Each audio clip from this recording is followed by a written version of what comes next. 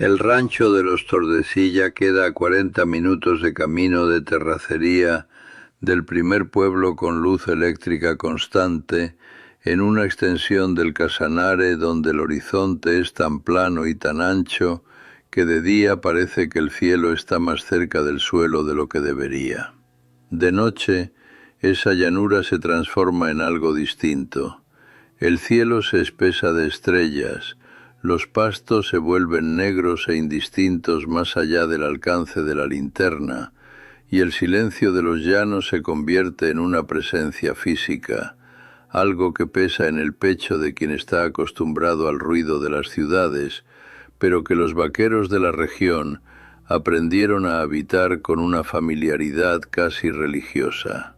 La casa de los Tordesilla tiene paredes de adobe blanqueadas con cal, un techo de palma reforzada que resiste las lluvias de marzo, con la misma dignidad discreta de todo lo que se construye para durar y no para impresionar. El pozo en el centro del patio rechina cuando baja el balde. Esta noche, el pozo está quieto. Aurelio Tordesilla tiene 48 años y un rostro que los vaqueros más viejos reconocerían como el rostro correcto para la vida que lleva, marcado por el sol del Casanare con una profundidad que no es daño, sino acumulación, capa sobre capa de años al aire libre que dejaron en la piel la textura de algo trabajado y no desgastado. Salió del rancho poco después de la medianoche con la linterna sujeta al cinturón y el caballo a paso lento y conocido, porque la cerca del potrero del oriente no se iba a reparar sola y porque posponerla para el día siguiente contrariaba algo en la estructura fundamental de quien era. Era una tarea de rutina, el tipo de labor que un hombre hace sin pensar, guiado por el hábito del cuerpo más que por la decisión consciente. Había recorrido ese camino cientos de veces. Sabía de memoria dónde la vereda se angostaba entre los árboles, dónde el lodo se acumulaba más rápido en temporada de lluvias, dónde el caballo gustaba de acelerar el paso sin que se lo pidieran. El tramo entre el patio de los Tordesilla y el potrero del oriente pasa por una franja de terracería que corre paralela a una hilera de árboles bajos y retorcidos, guayacanes viejos y arbustos sin nombre que crecieron torcidos por el viento constante de los llanos, y que de día parecen vegetación común y de noche adquieren una geometría distinta, como siluetas de cosas que dejaron de moverse un segundo antes de que uno las mirara. Todo vaquero de la región conoce ese tramo, y todo vaquero sabe que la procesión de las ánimas aparece ahí desde antes de que cualquier memoria viva pueda establecer cuándo comenzó. Aurelio lo sabía. Lo sabía con la misma precisión con que sabía el nombre de cada cerca y cada potrero de su rancho. Pero era de noche, la cerca necesitaba revisión, y él no era el tipo de hombre que cambia de planes por historias que nunca había visto suceder con sus propios ojos, hasta esa noche. El caballo se detuvo en el punto exacto donde la vereda entraba en la sombra de los árboles. No se paró de golpe, no se encabritó, no retrocedió. Se detuvo con una firmeza absoluta y tranquila, como ante una pared de concreto que solo él podía ver, y comenzó a respirar de un modo que Aurelio nunca había visto en ese animal en 12 años de trabajo juntos. Una respiración corta y controlada, como la de algo que contiene un impulso. Aurelio se quedó inmóvil en la silla y entonces vio figuras en fila, vestidas con mortajas de una blancura que no reflejaba la luz de la luna, sino que parecía generar una luminosidad propia, opaca y fría, caminando por el centro del camino de tierra en silencio absoluto, sin ruido de pasos, sin sonido de respiración, sin nada más que el silencio que esa noche parecía haber ganado un peso específico y medible. Aurelio se quedó mirando sin poder mover ninguna parte de su cuerpo, y entonces, en medio de la fila, vio el rostro de su hijo, Tomás, con la camisa azul deslavada de la cena, los ojos abiertos y fijos al frente, caminando entre las ánimas con la misma naturalidad con que caminaría por el patio del rancho a las 6 de la tarde. Aurelio gritó el nombre de su hijo con una fuerza que salió del centro del pecho, no de la garganta, el tipo de grito que un hombre produce cuando todo el cuerpo participa porque el cerebro aún no ha procesado completamente lo que los ojos están viendo. Las figuras no reaccionaron. Tomás no reaccionó. La procesión siguió avanzando con ese silencio que tenía peso, esa luminosidad blanca y opaca que no iluminaba nada alrededor, pero existía con una presencia innegable, y desapareció en la curva del camino como humo que se disuelve, sin drama, sin sonido, sin ninguna marca en la terracería que pudiera confirmar que algo estuvo ahí. El caballo permaneció quieto unos segundos y luego se movió de nuevo como si nada hubiera pasado, con el mismo paso tranquilo de siempre, como si la pared invisible hubiera desaparecido junto con la procesión. Aurelio no fue a revisar la cerca, giró el animal y galopó de regreso al rancho, con una urgencia que el caballo sintió antes de que las riendas fueran jaladas. Entró directo al cuarto de su hijo. Tomás dormía con la profundidad sólida de los jóvenes de 16 años que todavía no cargan peso, la respiración lenta y pareja, el rostro relajado, con la camisa azul deslavada aún puesta porque se había quedado dormido antes de cambiarse, exactamente como estaba en la procesión. Aurelio se quedó parado en la puerta del cuarto por un tiempo que no supo medir, mirando a su hijo con una intensidad que hubiera despertado a cualquier adulto, pero que no penetró el sueño de Tomás. Después fue hasta el umbral de la puerta de entrada y se sentó ahí con la escopeta sobre las piernas, no porque creyera que la escopeta serviría de algo contra lo que había visto, sino porque era el único gesto concreto que su cuerpo sabía hacer ante una amenaza y necesitaba que alguna parte de sí estuviera haciendo algo reconocible. Así permaneció hasta el amanecer, viendo las estrellas del Casanare palidecer una por una mientras la luz crecía despacio en el oriente. A la mañana siguiente, Tomás bajó al desayuno con la misma ligereza de siempre, preguntando si había sobrado pan de la noche anterior y comentando que uno de los perros del rancho vecino había aparecido en el patio de madrugada ladrándole a la nada. Aurelio se quedó sentado al otro lado de la mesa y no dijo nada. Observó a su hijo con una atención que Tomás no notó, porque estaba acostumbrado al silencio del padre, un silencio que siempre interpretó como forma de ser y no como ausencia deliberada. Pero esa mañana el silencio de Aurelio era de otra naturaleza. Era el silencio de un hombre tratando de decidir si lo que vio es suficientemente real para decirse en voz alta, porque nombrarlo parecía volverlo más concreto de lo que podía soportar antes del café. Tomás comió, lavó su plato, agarró el sombrero y fue a ayudar a los peones en el corral con la despreocupación de quien no sabe que nada ha ocurrido. Aurelio se quedó en la mesa mirando la taza enfriarse entre sus manos. Aurelio no comió ese día. Intentó trabajar, fue hasta el corral, se quedó de pie mirando el ganado con una expresión que los peones más viejos notaron pero no comentaron, porque había algo en el rostro del patrón que no invitaba a preguntas. Al segundo día, incapaz de dormir bien y con una concentración que se deshacía cada vez que intentaba fijarla en cualquier tarea, tomó una decisión que contrariaba toda su naturaleza.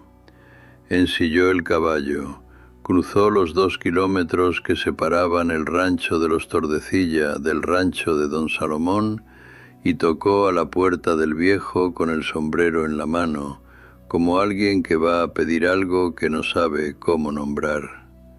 Don Salomón tenía 73 años, un cuerpo doblado por el reumatismo y los ojos más atentos de la región, y cuando abrió la puerta y vio a Aurelio ahí, con ese rostro, simplemente se hizo a un lado para dejarlo entrar sin hacer preguntas, como si ya supiera que las preguntas serían innecesarias. Aurelio lo contó todo sentado en una silla de cuero gastado en la sala de don Salomón, con las manos entrelazadas sobre las rodillas y la voz en un tono bajo y controlado que le costaba trabajo mantener, porque había momentos en que la voz quería subir y él no lo permitía.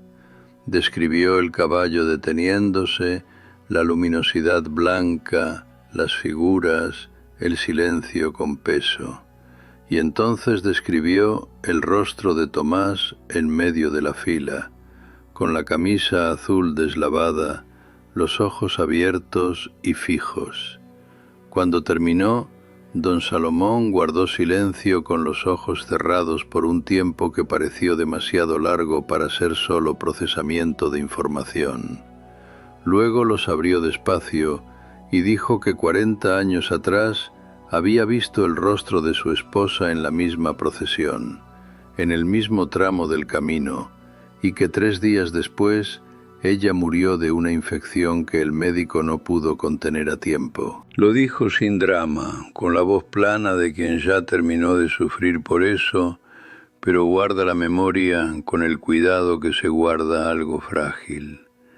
Luego añadió, mirando directamente a Aurelio: quien aparece en la procesión todavía puede ser salvado, pero nadie sabe cómo, y el tiempo que se tiene es corto. Aurelio regresó al rancho con esas palabras adentro del pecho, como una piedra que no baja ni sube.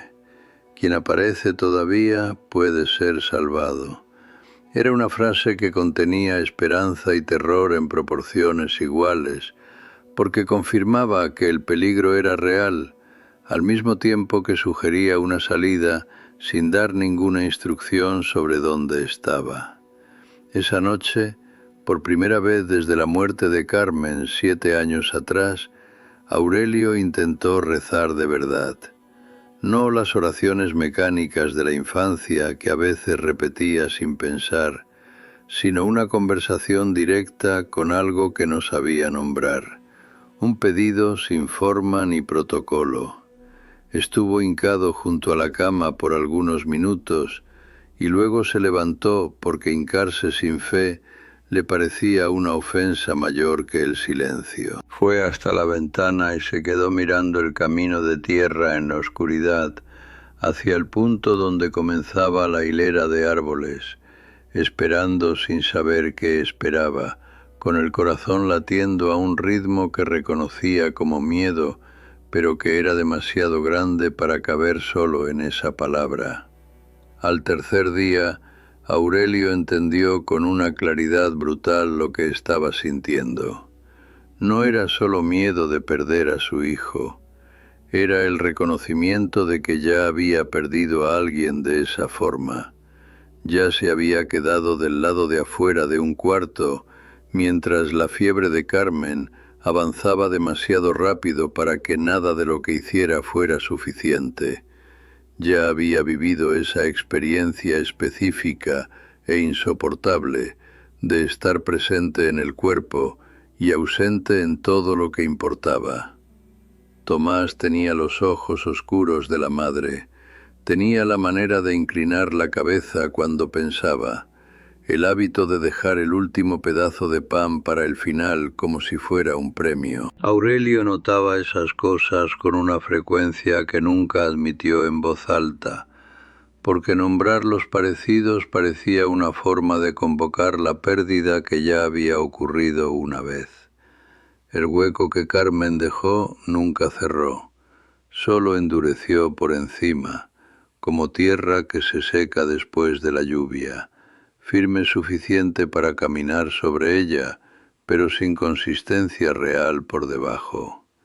Y ahora ese suelo estaba cediendo de nuevo. Esa misma tarde, Tomás regresó del corral con un color distinto en el rostro. No el color del esfuerzo o del calor, que Aurelio conocía bien. Era una palidez que emergía por debajo del bronceado, y los ojos del muchacho tenían un brillo levemente excesivo que los padres reconocen antes de que cualquier termómetro lo confirme. Aurelio puso la mano en la frente de su hijo con un gesto que no era habitual entre ellos, porque no eran hombres de contacto frecuente, y sintió el calor antes de que la palma posara completamente. Fiebre. No una fiebre simple de fin de tarde que pasa con agua y descanso, una fiebre que subía con determinación propia, que en 2 horas ya estaba suficientemente alta para hacer que Tomás se acostara sin discusión, lo cual por sí solo lo decía todo, porque Tomás no era el tipo de muchacho que se acostaba sin discusión. Aurelio mandó traer los remedios que tenía en casa y se quedó del lado de afuera del cuarto de su hijo, escuchando cómo la respiración cambiaba de ritmo con una atención que dolía. El camino hacia el pueblo más cercano estaba cortado por la lluvia que había caído en la madrugada anterior, una lluvia pesada y rápida que convirtió la terracería en lodo demasiado profundo para que cualquier vehículo pasara sin hundirse. Aurelio mandó a uno de los peones a caballo a intentar llegar al puesto de salud, con la instrucción de no regresar sin el médico o sin una respuesta concreta. El peón salió bajo la llovizna que aún caía, y Aurelio se quedó en el rancho con Tomás y 2 trabajadores mayores que miraban al patrón, esperando que supiera qué hacer, porque siempre era así, porque Aurelio Tordecilla siempre supo qué hacer. Aplicó trapos húmedos en la frente de su hijo, cambió el agua cada media hora, se sentó en la silla junto a la cama con los codos en las rodillas y el rostro entre las manos por períodos que se alargaban sin que se diera cuenta. La fiebre no respondía. Tomás dormía en un estado que no era exactamente sueño. Era una inconsciencia pesada e inquieta, con movimientos pequeños e involuntarios que Aurelio observaba con una vigilancia sin pausas. Fue al final de esa tarde cuando don Salomón apareció en el patio del rancho sin haber sido llamado, bajando del caballo con la lentitud de sus 73 años y la determinación de quien llegó con un propósito específico. A su lado venía una mujer de edad indefinible, quizás 60 años, quizás más, con el cabello completamente blanco recogido en un chongo sencillo y una expresión en el rostro que no era dureza ni suavidad, sino algo entre las dos, la expresión de alguien que ya ha visto suficiente para no sorprenderse con nada. Los peones que estaban en el patio retrocedieron un paso cuando la vieron, no de forma dramática, sino con ese retroceso instintivo que el cuerpo hace cuando reconoce algo que la mente todavía está procesando. Era la rezandera. Aurelio la conocía de nombre como todo mundo en la región, pero nunca había tenido razón para buscarla. Bajó los escalones del corredor para recibirlos con el sombrero en la mano y no dijo nada, porque no había nada que decir que don Salomón no supiera ya y que la rezandera no hubiera entendido con el simple hecho de estar ahí. La rezandera entró al cuarto de Tomás. Se quedó de pie junto a la cama por un largo rato, sin tocar al muchacho, solo mirando con esa atención específica de quien lee algo que no está escrito en ningún lugar visible. Luego jaló una silla, se sentó cerca de la cabecera y comenzó a rezar en voz muy baja, casi inaudible, en un murmullo continuo que Aurelio, parado en el umbral, no podía distinguir como palabras, pero sentía como presencia, como el sonido de agua corriendo debajo de una piedra. Don Salomón se quedó del lado de afuera del cuarto con Aurelio, y los dos hombres guardaron silencio antes de que el viejo hablara. Dijo que la fiebre que aparecía después de la procesión no era fiebre común, que era el cuerpo disputando con algo que ya había reclamado a la persona, y que lo que se podía hacer era limitado y al mismo tiempo ilimitado, dependiendo de lo que el hombre más cercano a esa persona estuviera dispuesto a dar. Aurelio preguntó qué significaba eso en la práctica. Don Salomón respondió que no sabía explicarlo en la práctica, que 40 años atrás no había entendido a tiempo, que eso era lo único que todavía lamentaba de esa historia. Esa noche, sentado en el pasillo mientras la rezandera continuaba en el cuarto de su hijo, Aurelio pensó en Carmen con una intensidad que no se había permitido en años. Pensó en la noche en que ella enfermó, en la fiebre que avanzó demasiado rápido, en las 4 horas de camino hasta el médico que llegó tarde, y en cómo él se había quedado del lado de afuera de ese cuarto, haciendo exactamente lo que sabía hacer, manteniendo todo funcionando, asegurándose de que los peones tuvieran instrucción, que el ganado estuviera atendido, que la casa siguiera en pie, como si la vida alrededor pudiera mantenerse en orden suficiente para compensar lo que se deshacía dentro de esas paredes. No le había tomado la mano a Carmen esa noche. Se había quedado en el umbral mirándola con ese amor enorme y mudo que nunca aprendió a transformar en gesto, y ella se fue sin que él hubiera dicho nada de lo que había que decir. 7 años después, sentado en el mismo tipo de pasillo, frente al mismo tipo de puerta, Aurelio comprendió con una precisión que cortaba que estaba a punto de repetir el error más grave de su vida si no descubría qué necesitaba hacer diferente esta vez. La tercera noche de la enfermedad de Tomás comenzó con una quietud que engañaba. La fiebre había oscilado durante el día, subiendo y bajando en ciclos que daban la falsa impresión de que el cuerpo del muchacho estaba negociando con algo. La rezandera había salido por la tarde a buscar hierbas que solo encontraba en una zona específica de los llanos y prometió regresar antes de que oscureciera. Don Salomón dormía en una silla de la sala. Los peones habían sido despedidos porque Aurelio no aguantaba sus miradas, esa mezcla de preocupación genuina e impotencia que reflejaba exactamente lo que él mismo sentía. El rancho estaba en silencio, con ese silencio específico de las crisis, ese silencio que no es paz, sino suspenso, como si el mundo entero hubiera contenido la respiración. Aurelio estaba sentado junto a la cama de su hijo cuando la fiebre subió de nuevo, más alta que en cualquier momento anterior, y Tomás comenzó a delirar. El delirio de Tomás era en gran parte fragmentado e ininteligible, sílabas sueltas, nombres que Aurelio no reconocía, frases a medias que surgían y desaparecían antes de completar ningún sentido. Pero en 2 momentos distintos, separados por unos 20 minutos, el muchacho se detuvo por completo.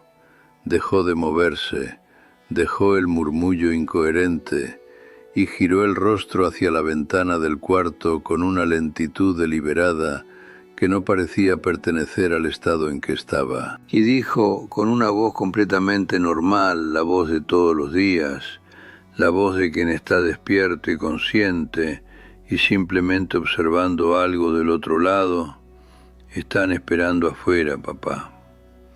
La primera vez que lo dijo, Aurelio se quedó inmóvil. La segunda vez se levantó de la silla y fue a la ventana. El camino que llevaba al potrero del oriente era visible desde ahí, una franja de tierra clara entre los pastos oscuros, y en el punto exacto donde comenzaba la hilera de árboles había una luminosidad blanca y opaca que no era del claro de luna, que no proyectaba sombra, que simplemente existía con esa presencia fría e innegable que él había visto 4 noches antes. Aurelio se quedó mirando esa luminosidad por un tiempo que no supo medir. Luego miró a su hijo en la cama, el rostro de Tomás con los ojos cerrados de nuevo y la respiración corta e irregular, y tomó una decisión que no pasó por la razón, porque la razón no tenía ninguna instrucción útil para ese momento. Fue hasta la puerta del cuarto, se detuvo, regresó y tomó la mano de su hijo por unos segundos. Solo la sostuvo, sin decir nada, porque era el único gesto que podía hacer antes de salir y porque alguna parte de él sabía que estaba haciendo algo sin garantía de regreso. Luego cruzó el pasillo, pasó por la sala donde don Salomón dormía sin despertarlo, abrió la puerta de enfrente y salió al patio. El aire de la noche en el Casanare tenía esa temperatura específica de las madrugadas de marzo, frío suficiente para sentirse, pero no para ser incómodo. Y el cielo estaba denso de estrellas, con esa densidad que solo existe lejos de las ciudades. Aurelio cruzó el patio, pasó junto al pozo, abrió el portón de madera oscurecida y comenzó a caminar por el camino de tierra en dirección a la hilera de árboles. No llevó la escopeta, no llevó nada. La luminosidad estaba ahí cuando llegó suficientemente cerca para tener certeza de que no era ilusión, ni reflejo, ni nada que el mundo natural pudiera producir con los materiales que tenía disponibles en ese tramo del camino. Era blanca y opaca y fría, y no iluminaba nada alrededor, solo existía, como una presencia que esperaba sin impaciencia, porque el tiempo funcionaba de forma diferente para ella. Aurelio se detuvo a unos 3 metros y se quedó de pie en el centro del camino de tierra, con las manos abiertas a los costados del cuerpo, sin postura de enfrentamiento y sin postura de súplica, solo de pie, como un hombre que llegó a un lugar y todavía está descubriendo por qué vino.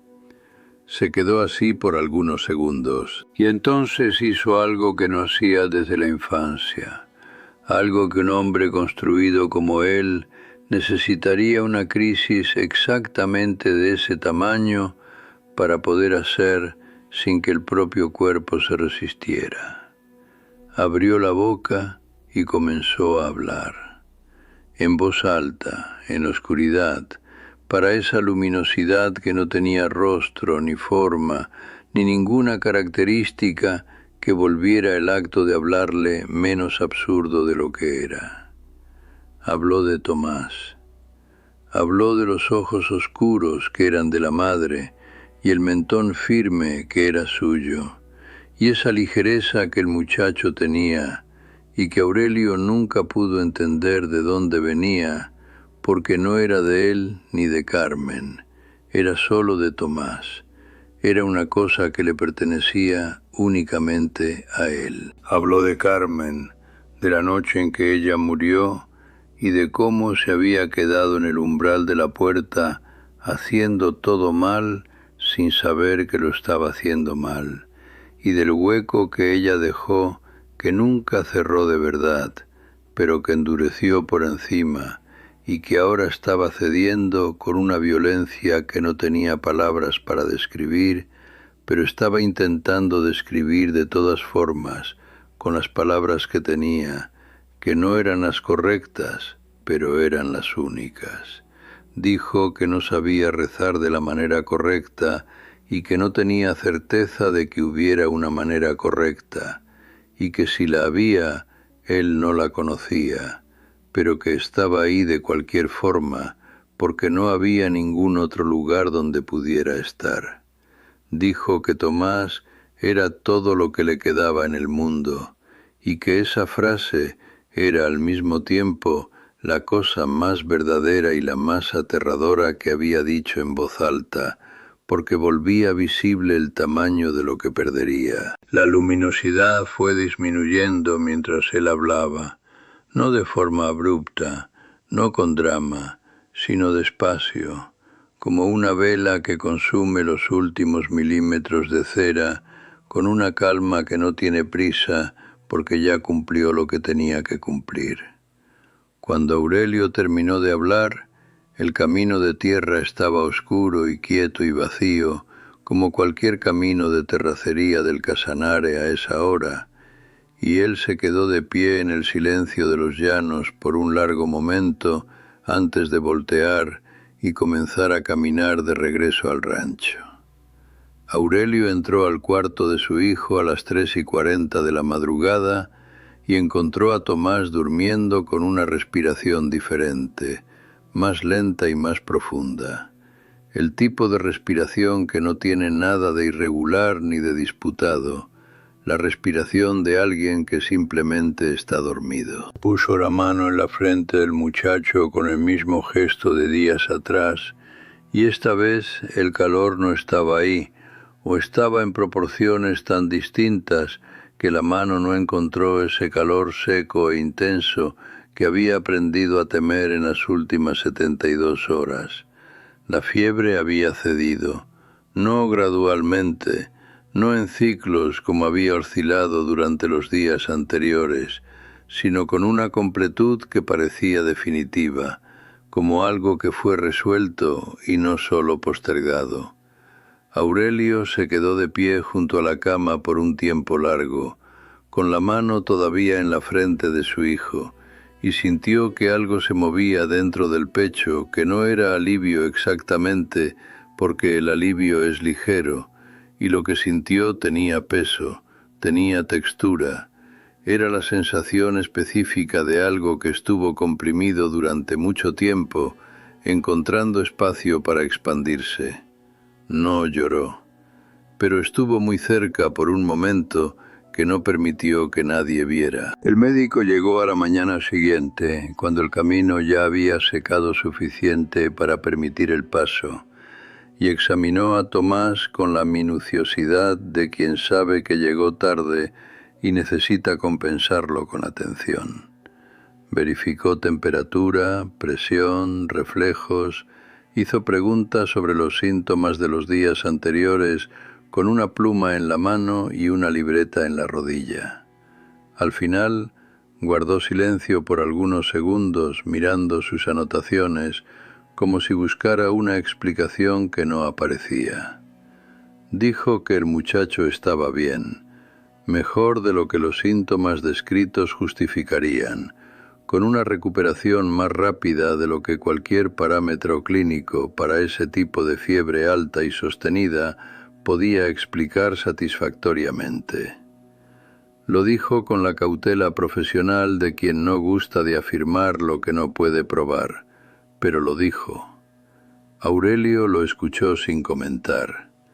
Acompañó al médico hasta la puerta, agradeció con un apretón de manos firme y regresó adentro. No había nada que explicarle al médico. Algunas cosas suceden fuera del alcance de lo que la medicina anota en libretas, y Aurelio lo había aprendido de la única manera que realmente enseña, viviéndolo. En los días siguientes, algo cambió en el rancho de los Tordecilla de una forma que no tenía nombre, pero que todos los que convivían con Aurelio podían percibir sin poder describirlo con precisión. Seguía siendo el mismo hombre de pocas palabras, seguía despertando antes del amanecer y trabajando hasta el final de la tarde con la misma persistencia de siempre. pero había una presencia diferente en él, como si hubiera vuelto a habitar su propio cuerpo de una manera más completa que antes. Comenzó a sentarse a la mesa con Tomás después de la cena, en vez de irse directo a dormir, y en esas ocasiones no hablaba mucho, pero se quedaba ahí, presente de un modo que el hijo sentía con la claridad de quien pasó toda la vida con hambre de exactamente eso. Una noche, sin preámbulo, le preguntó al hijo sobre sus planes de ir a la ciudad a estudiar. Tomás miró a su padre con una sorpresa que intentó disimular y no pudo del todo, porque ese tema siempre había sido recibido con un silencio que cerraba la conversación antes de que comenzara. Esta vez Aurelio se quedó callado y esperó la respuesta con una atención genuina que Tomás tardó unos segundos en creer que era real. Conversaron por casi una hora, la más larga que los dos habían tenido en años, quizás en toda la vida. Cuando Aurelio fue al rancho de don Salomón a contar que su hijo se había recuperado, el viejo escuchó con los ojos cerrados como siempre lo hacía, como si escuchar con los ojos cerrados permitiera una atención de calidad distinta. Cuando Aurelio terminó, don Salomón guardó silencio por un momento y luego dijo que Aurelio había hecho lo correcto sin saber el nombre de lo que estaba haciendo, y que la procesión de las ánimas no se lleva a quien tiene a alguien dispuesto a quedarse en la oscuridad por él, no con armas, no con rezos de memoria, sino con la verdad. Dijo que 40 años atrás no había tenido el valor de hacer lo que Aurelio hizo, y que esa era la única cosa que todavía lamentaba de esa historia. Aurelio no respondió de inmediato. Se quedó mirando el horizonte plano del Casanare por la ventana de la sala del viejo, ese horizonte que de día transmite libertad y de noche transmite exposición, y pensó que quizás las dos sensaciones eran lo mismo visto desde ángulos distintos, que estar expuesto y estar libre podían ser exactamente el mismo estado, dependiendo de lo que el hombre cargara cuando salía a la oscuridad. Agradeció a don Salomón con un apretón de manos que duró más de lo habitual, y regresó al rancho donde su hijo lo esperaba.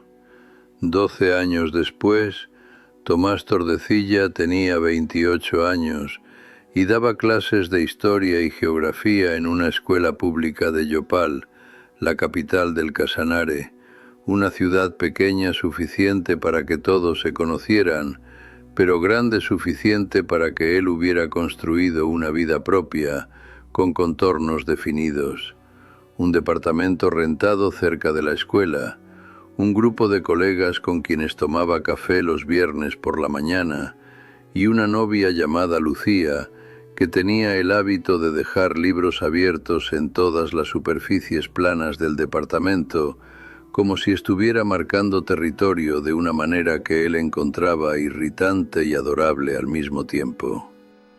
Regresaba al rancho del padre algunas veces al año, siempre con la misma sensación de que el tiempo funcionaba diferente ahí, más despacio y más honesto, como si el Casanare supiera que el apuro es una forma de desperdicio. Aurelio tenía 60 años y seguía trabajando la tierra con la misma persistencia de siempre, pero con un ritmo diferente, más deliberado, como alguien que aprendió que la velocidad nunca fue el punto.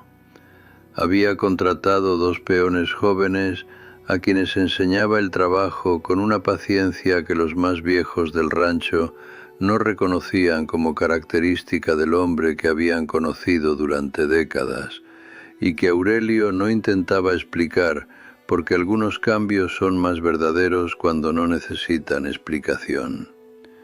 En una noche de visita, después de la cena, Tomás mencionó que un colega de la escuela donde trabajaba, un maestro de matemáticas llamado Rodrigo, había llegado la semana anterior con una expresión que Tomás reconoció sin poder decir de dónde, una expresión de hombre que vio algo que no cabe en las categorías que tiene disponibles. Cuando Tomás le preguntó qué había pasado, Rodrigo contó que había visto figuras en fila en un camino entre dos ranchos de la región, silenciosas, luminosas, y que en medio de ellas había reconocido un rostro. Tomás se lo contó a su padre con la voz de quien todavía está procesando lo que escuchó, esperando quizás una explicación racional, una desmitificación, algo que un hombre de 60 años con décadas de experiencia en el Casanare pudiera ofrecer como perspectiva. Aurelio escuchó en silencio hasta el final. Luego preguntó, con una voz completamente tranquila, si el colega tenía hijos. Tomás dijo que sí, un niño de 8 años llamado Daniel. Aurelio asintió despacio. Tomó el sombrero que estaba en la silla de al lado, lo puso sobre la mesa entre los dos y dijo, «Tráeme a ese hombre. Necesito contarle algo antes de que vaya solo a ver lo que es». Tomás miró a su padre por un largo rato sin hablar, con esa expresión de quien está frente a una puerta que siempre estuvo ahí, pero que solo ahora se da cuenta de que nunca fue abierta. Había una historia detrás de esas palabras, eso estaba claro, una historia que tenía que ver con él de alguna manera que todavía no podía dimensionar del todo, y que su padre cargaba desde hacía años con el mismo cuidado silencioso con que cargaba todo lo que era demasiado importante para decirse de cualquier modo. Quiso preguntar. Tuvo la pregunta en la boca por unos segundos. Pero había algo en la postura de Aurelio, en la forma en que el viejo estaba sentado a la mesa con las manos abiertas sobre la madera, que decía que la historia sería contada a su tiempo, del modo correcto, para quien la necesitara, y que forzar ese momento sería perder algo esencial de lo que contenía. Tomás lo entendió sin que ninguna palabra fuera dicha, con esa comprensión que solo existe entre personas que han pasado suficiente tiempo en silencio juntas para aprender a leer lo que el silencio dice. Dijo únicamente que hablaría con Rodrigo el lunes. Aurelio asintió. Se levantó de la silla con la lentitud de sus 60 años y fue a la cocina a preparar café, como siempre hacía cuando había algo importante que necesitaba decirse con calma, y el olor del café, extendiéndose por el rancho, fue la única respuesta que esa noche necesitaba.